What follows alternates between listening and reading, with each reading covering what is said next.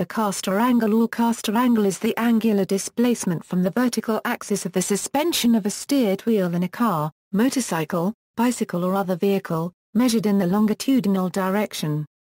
It is the angle between the pivot line and vertical. Car racers sometimes adjust castor angle to optimize their car's handling characteristics in particular driving situations. Bikes. In the context of bicycles and motorcycles, castor is more commonly referred to as rake and trail, especially in American English. British English still predominantly uses the term castor. Some bicycle constructors refer to the angle subtended by the mechanical trail at the wheel center as the castor. Front-end alignment. When a vehicle's front suspension is aligned, castor is adjusted to achieve the self-centering action of steering, which affects the vehicle's straight-line stability. Improper castor settings will cause the driver to move the steering wheel both into and out of each turn, making it difficult to maintain a straight line. Positive castor angle. The pivot points of the steering are angled such that a line drawn through them intersects the road surface slightly ahead of the contact patch of the tire on the pavement.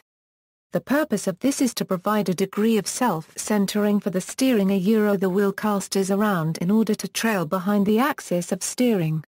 This makes a car easier to drive and improves its directional stability.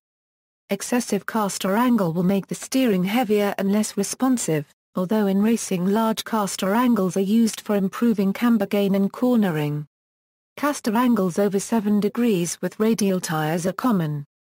Power steering is usually necessary to overcome the jacking effect from the high castor angle.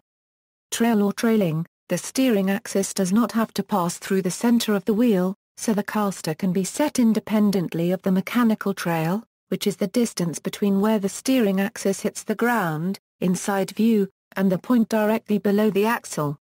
The interaction between castor angle and trail is complex, but roughly speaking they both aid steering. Castor tends to add damping, while trail adds feel and returnability.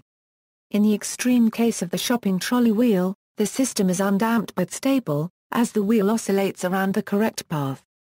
The shopping trolley cart setup has a great deal of trail, but no castor.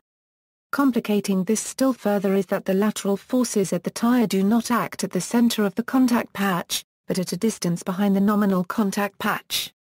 This distance is called the pneumatic trail and varies with speed, load, steer angle, surface, tire type, tire pressure and time. A good starting point for this is 30 mm behind the nominal contact patch.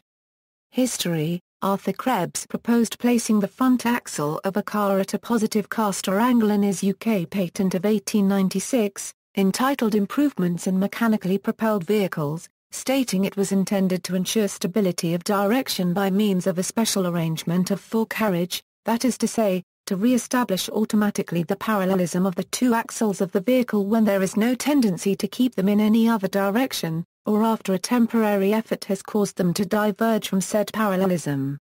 The axle of the forecarriage is situated a suitable distance behind the projection of the axis of the pivot pin in order to ensure the stability of direction above referred to. See also, bicycle and motorcycle dynamics, camber angle, tow, trail, vehicle dynamics. References